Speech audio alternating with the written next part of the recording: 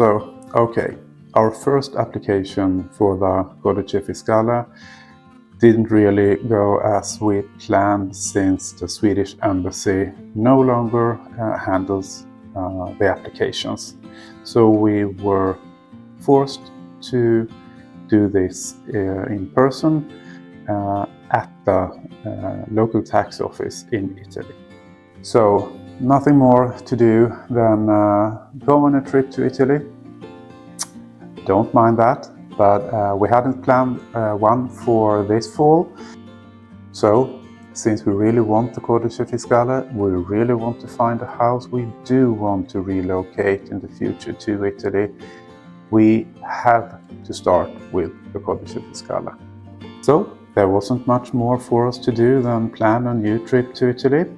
And in Sweden we have a fall or autumn leave for schools. Most companies also maybe not shut down, but the workforce slows down to a minimum in most places. I am fortunate to work at a company where it would be possible for me to take out 10 days of my vacation so that I could actually go on this trip. For Fredrik, it was a completely different story. He has a job where he has to be on site, and he couldn't really join me on this trip since there was way too much for him to do at work. And since I haven't traveled by myself before, we decided that this was a good time both to get the applications in and also for me to experience how it is to travel by my own. So I packed the car and headed towards Italy for a 10-day trip. And in this video we thought that you guys would come along with me to see what I'm experiencing, how the application, how it turns out with the application this time, and also join me for a couple of days of vacation. So let's just start the trip with me rolling onto the ferry once again between Malmö and Travemünde. And guys, please stay to the end of this video so we can show you what actually happened with our application this time. And as usual, if you like our content, please give us a like, hit subscribe, maybe even drop us a comment. That would really make our day. So let's start the trip to Italy and our second application.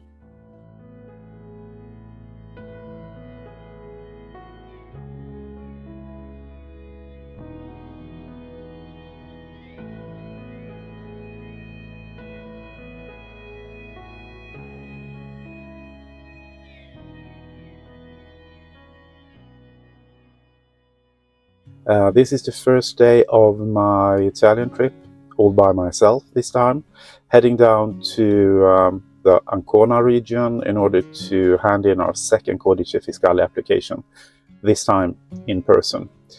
I will be taking the ferry from Malmö to Travemünde as we've done before. Today the weather forecast isn't, well, let's say it isn't the best.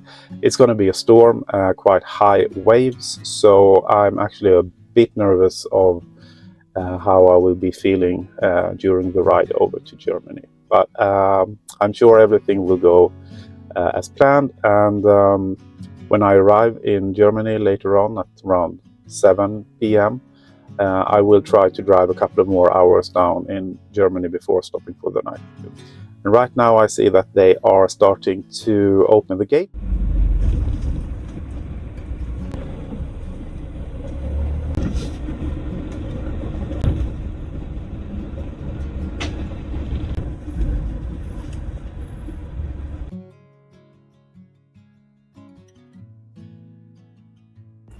Remember that storm the forecast warned about on the ferry from Sweden to Germany?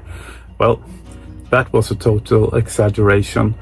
The sea was calm and the trip was smooth, and I arrived in Travemünde full and rested, ready for a short evening drive.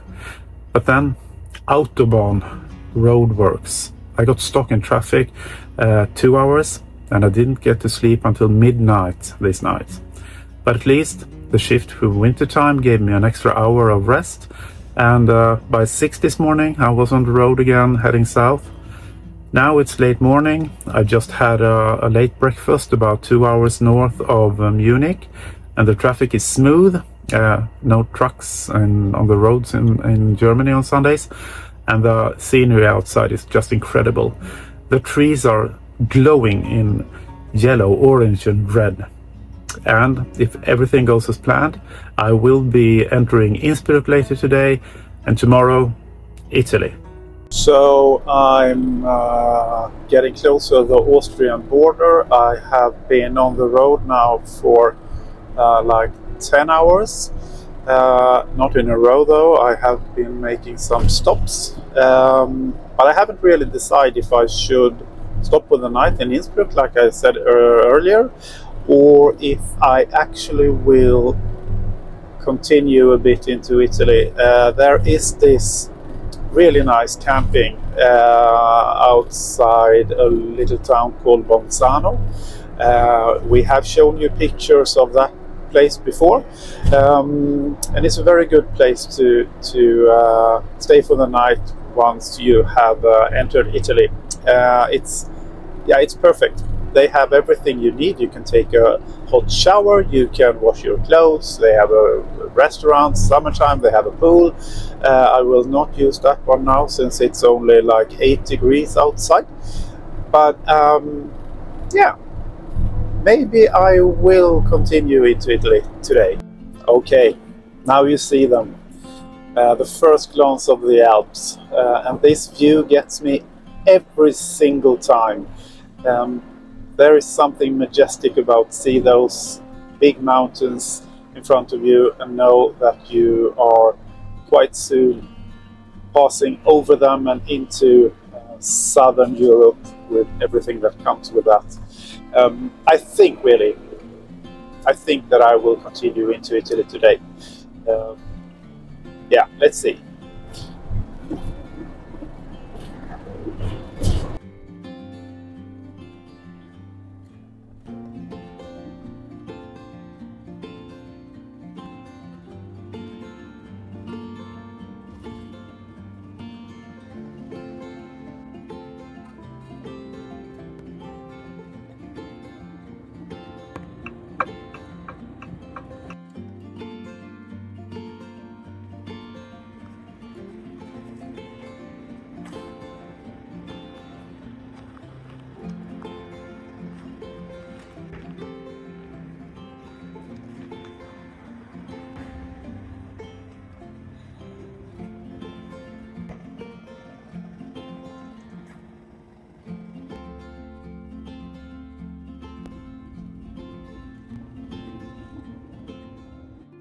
Okay, guys, good morning.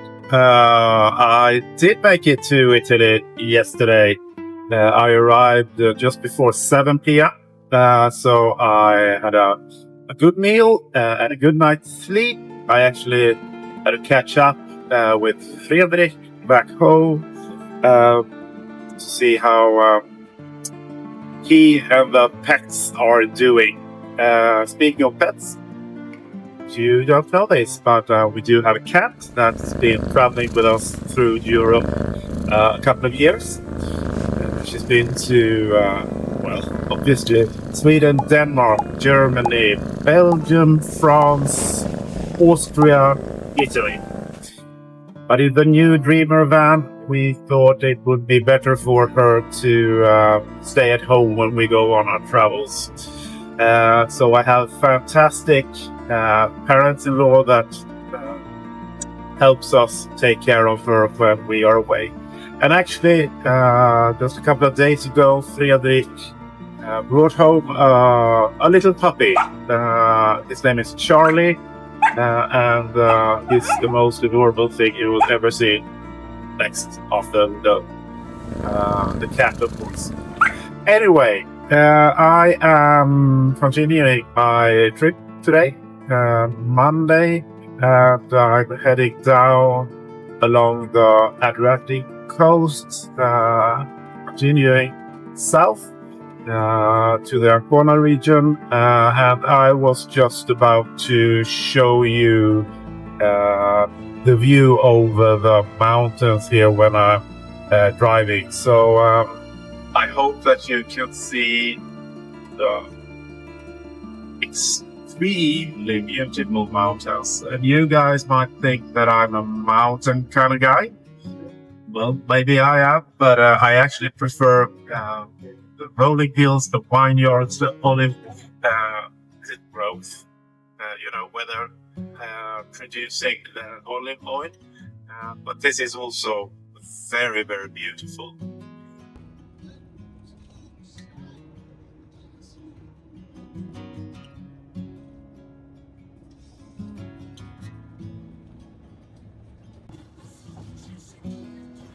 Okay, I've been on the road for roughly 4 hours, traveling on the Italian autostrada with all the tolls that are involved in driving here. It isn't that expensive, but it's a different thing from the roads we are used to back home in Sweden. As you see, I have bit of a challenge with the new technical stuff here, but anyway, I have now roughly 50 kilometers left until my destination, which is a small hilltop town a couple of kilometers northwest of the big city of Ancona. You may have heard of that one. It's a big city with lots of ferries to both Croatia and Greece. We think that we actually think that we have found a place where we want to settle down in this little village, which I'm not going to mention the name of yet. Let's see. Yeah, I will be staying here for the night, maybe 2 nights, and then heading into the town of Senigallia, where I have the Italian roads, where I have the meeting at the Italian tax office Wednesday morning. So fingers crossed that we will get our Codice Fiscale on site. Yeah.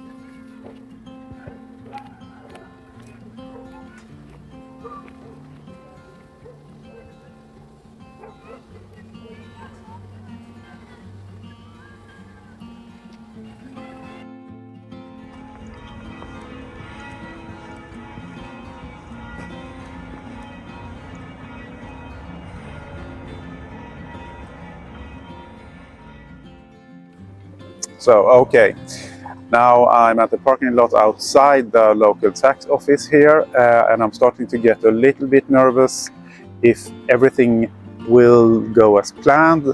Do we have all the documents ready that we need to? Are everything filled in the right way? Will my appointment actually be there when I get in? Lots of questions from my side, but I'll go in now and see if everything is okay.